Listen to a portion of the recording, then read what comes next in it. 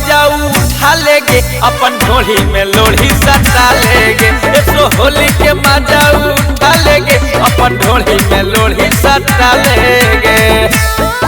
अपन ढोली में लोढ़ी सटा लेगे।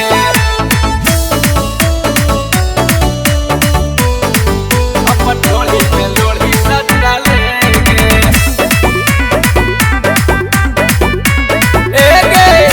ऐसे न दे हमर आत्मा के दुख गे, देख के तोरा पुआ हमारा लागी गेल भूख गे।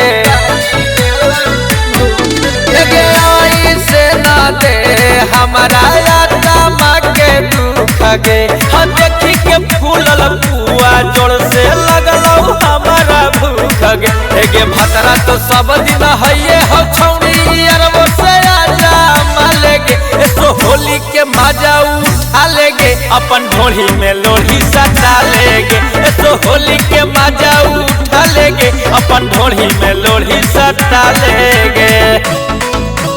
ढोली में लोढ़ी सटा लेगे। माँ शीतला रिकॉर्डिंग स्टूडियो बिहार शरीफ। ढोली में लोढ़ी सटा लेगे। एगे कुंदन बिहारी पकड़े न विचार गे, ऐसन जगह डलबो चीजवा होतौ ना बेकार गे।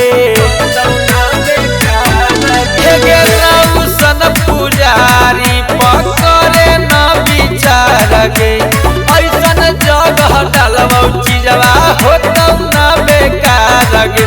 गे कैसन हो पुदीना के चटनी हमरे से चटावा लेगे। ऐसो होली के मजा उठा लेगे अपन ढोली में लोढ़ी सटा लेगे।